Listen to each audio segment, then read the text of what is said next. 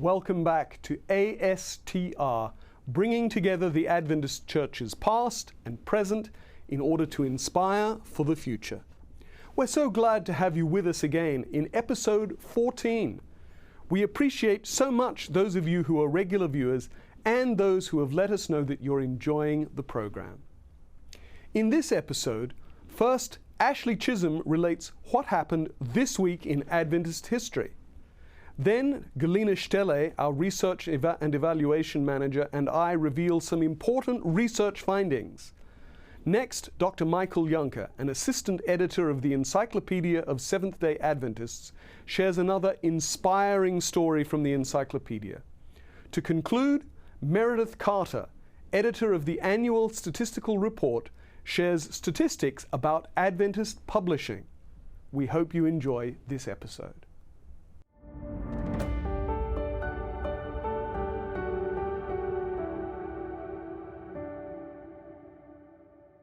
This week, we will hear about two women who worked in the General Conference headquarters in the early part of the 20th century, Grace D. Mace and Lottie E. Quinn. 103 years ago, on July 9, 1920, Grace D. Mace attended the Home Missionary Convention for North America as a delegate to the convention. As the office secretary of the Home Missionary Department, Grace was well prepared for the gathering, which discussed ways for mission work at home, as well as ways to increase lay evangelism in local churches. Grace Derlin was born in the United States in Sigourney, Iowa on June 7, 1875, to John and Flora Derlin. In 1884, she and her sister Lottie accompanied their parents to England while her father labored in the church's new British mission. They were there approximately 5 years. While living in Battle Creek, Michigan, Grace worked as a secretary to John Harvey Kellogg, then Uriah Smith and George C. Tenney, and then to Sarepta Henry. After Mrs. Henry's death, Grace continued to work for the International Tract and Missionary Society, during which time she met Joseph W. Mace, whom she married in 1900.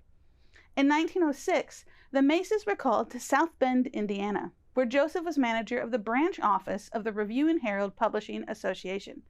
They labored together there until 1917, when Joseph was called to manage the Review and Herald's book department in their main office in Tacoma Park, Washington, D.C. 2 years after their arrival, Grace began working as the office secretary of the General Conference's Home Missionary Department, which existed to promote mission at home. She remained in this role until 1924, when she began working as the recording secretary for the Ministerial Association. In 1931, she returned to the Home Missionary Department as its office secretary, and in 1937, a year after Joseph died, Grace became the assistant secretary, equivalent to today's assistant director of the department, a role she held until her retirement in 1947. During her time as assistant secretary, Grace developed and advocated Dorcas welfare work. Grace died on October 11, 1968, having served the Seventh-day Adventist Church for 50 years. Almost 9 months after Grace's death, but 54 years ago this week, Grace's younger sister Lottie died in their home in Tacoma Park on July 9, 1969. Lottie was born September 2, 1878, also in Iowa. After she graduated from Battle Creek College, Lottie married Roland D. Quinn in 1898. The Quinns briefly took up self-supporting mission work in Salt Lake City, Utah, and then transferred to the state of Montana. In 1904, the Quinns were called to Australia, where they served in Queensland and Tasmania. In 1907, they returned to Montana, and Roland became the conference president. Lottie became the Montana Conference Secretary in 1908. In 1910, the Quinns moved to the Greater New York Conference, where Lottie became secretary of the Sabbath School Department. Lottie held this role until 1912, when she became the Missionary Volunteer Secretary for the Atlantic Union Conference.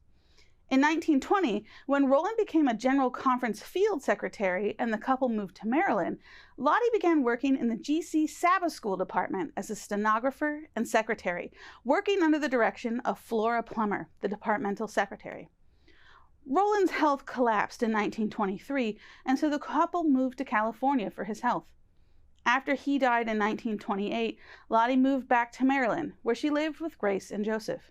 She compiled and published a small booklet titled Quiet Thoughts for Meditation in 1930, and she soon reconnected with the work of the GC's Sabbath School Department.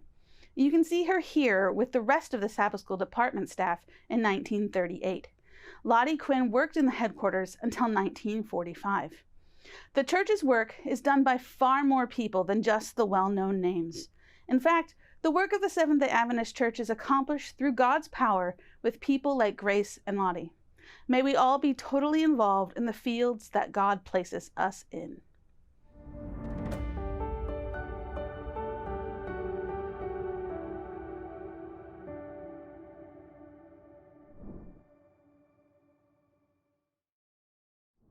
Welcome to Adventist Research.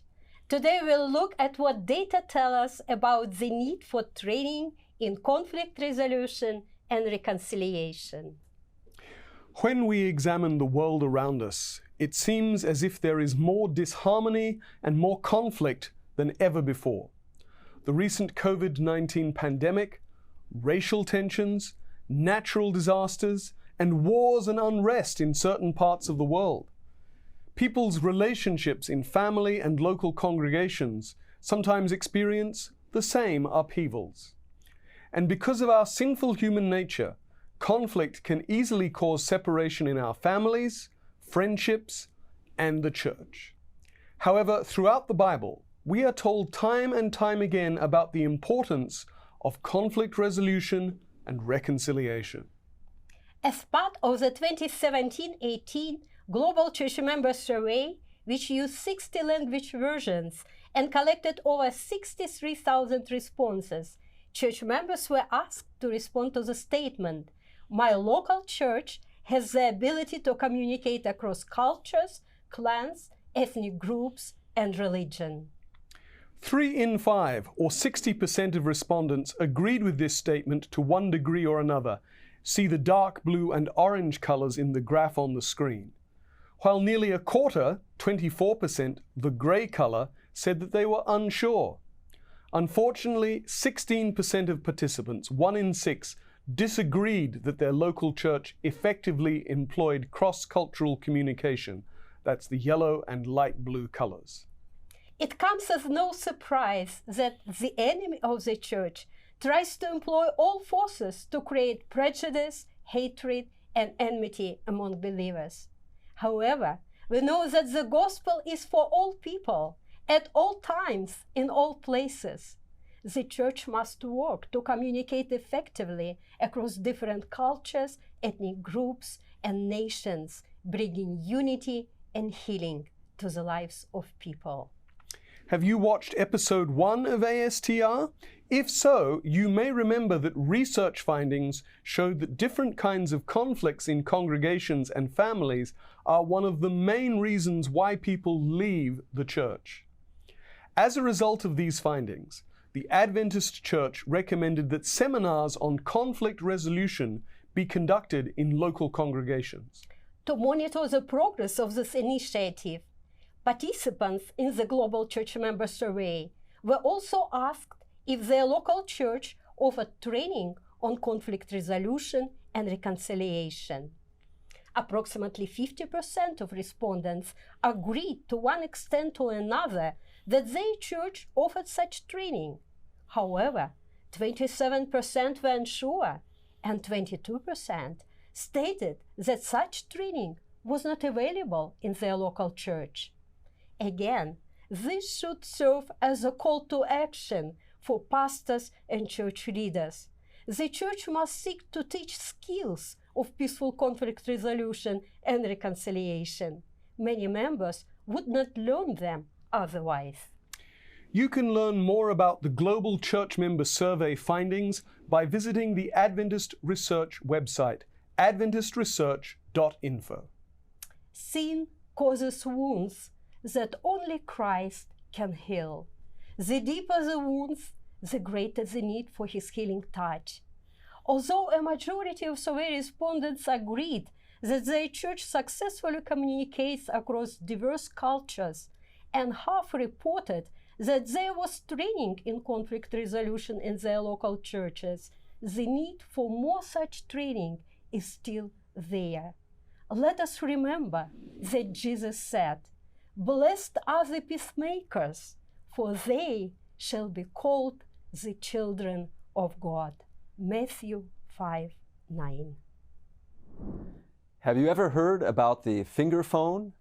This small plastic gramophone played vinyl 45 RPM records and was finger-driven. Today's story from the Encyclopedia of Seventh-day Adventists is about how the fingerphone became a primary evangelistic tool in Papua New Guinea during the 1950s and 1960s. You can access this story and 4,000 other uplifting stories at encyclopedia.adventist.org. In 1954, Pastor Alexander Campbell attended the 47th General Conference session in San Francisco, where he met John Ford, the director of the International Educational Recordings in California. Ford was negotiating with the Radio Corporation of America to obtain permission to adapt a plastic finger-driven 45 RPM gramophone that the company had developed. It weighed just 2 pounds, was ideal for tropical conditions, was inexpensive, and could be easily transported on foot across the rugged terrain of Papua New Guinea. Campbell recognized the potential of this low-cost device to provide recorded evangelistic messages in the many languages of the Papua New Guinea mainland. He shared his enthusiasm with other Adventist missionaries to the country. One of them, Sid Stockton, immediately began experimenting with the metal Cake 10 gramophones in the eastern highlands of Papua New Guinea in 1955. The fingerphones played 14 sermons outlining basic Bible principles in different local languages. After distributing the fingerphones and recordings for about a year, Stockton observed that people were spellbound and had 100% comprehension of the gospel message in their own language for the first time in their lives. Over time, Sid Stockton and others translated the scripts into 40 languages. The need for a resource such as this was made clear by Pastor Stockton. The missionary's greatest obstacle is not the mountains, nor the trying distances over rivers and crags, but the constant language barrier that seems to defy the effort of any enthusiastic linguist. Other missionaries, such as Leonard Bernard, a pioneer Adventist aviator in Papua New Guinea, soon saw the almost unlimited possibilities of the fingerphones. In this photo, Pastor Paul Pieri and a group of Papuans listened to a sermon played on a fingerphone. However, the program had its challenges. The records were easily scratched and, when roughly handled, had a relatively short life. Keeping up the supply of needles was also a challenge. Subsequently, with the advent of cassette tape technology, Pastor Ray Kumba was able to obtain Pastor Stockton's master reel-to-reel tapes and initiate the production of thousands of cassette tapes which were played on a cheap battery-powered player. Thus, the witness of the original recordings continued for many years after the fingerphone itself was superseded. The story of the fingerphones reminds us Adventist missionaries of the innovative approaches they used in spreading the gospel. This story can serve as an inspiration to all who seek to use the available technology of our time to reach the people with the message of God's love. Are you interested in more inspiring stories from Adventist history? I invite you to check out the Encyclopedia of Seventh-day Adventists at encyclopedia.adventist.org. That's encyclopedia.adventist.org. Welcome to the latest statistical nugget from the ASTR Data Collection and Publication team. In this episode's statistical nugget, we will explore the publishing work in the worldwide Seventh-day Adventist Church. In July of 1849, James White packed copies of The Present Truth into a borrowed carpet bag and trekked 8 miles to the post office in Middletown, Connecticut. He was taking the first steps towards what would now become a global publishing ministry. By 1853, early Adventists voted to establish a publishing house in New York. It was a house in the truest sense. Early publishing leaders lived and worked together in a rented home in Rochester. Adventist pioneer Hiram Edson, who had recently sold his farm, let the proceeds go to purchase a Washington hand press. The machine took 3 days to produce 1 copy of what was then called the Second Advent Review and Sabbath Herald. As the church's publishing ministry continued to grow in the mid-1800s, young Canadian immigrant George King developed the idea of subscription sale of Adventist publications. By the late 1870s, King was selling books and subscriptions to magazines such as Signs of the Times. And by 1903, the Adventists had reached 70 of the world's countries. Later, the church's literature evangelism ministry would expand to include the first student literature evangelists in the early 1900s. And as of 2021, there are 13,480 student literature evangelists worldwide. In the 2022 Annual Statistical Report, there are a reported 57 publishing houses and branches, 2,037 publishing house and branch employees, publication sales of $133,901,500, 474 periodicals printed, 59,560 people baptized as a direct result of outreach by literature evangelists, and 13,041 full-time and 12,189 part-time literature evangelists worldwide. The Seventh-day Adventist Church has made great strides in the area of publishing and literature evangelism since its early inception. For more information on world statistics of the Seventh-day Adventist Church, go to AdventistStatistics.org. That's AdventistStatistics.org. To read the full article on which this statistical nugget is based, visit Adventist.org and search for Publishing Work Was Central to Early Adventist Church. That's it for another episode of ASTR, the video magazine that brings together the Adventist Church's past and present to inspire for the future. Thank you for watching. We're so glad you were able to join us. If you've enjoyed this episode, please like and subscribe on YouTube, and please let your friends know about it. If you don't follow us on social media, I invite you to do so you can see even more informative and inspiring content from the Adventist past and present. Go to Facebook and Twitter and search for Adventist Archives. We look forward to having you join us again next time as we share information and inspiration from Adventist history and today.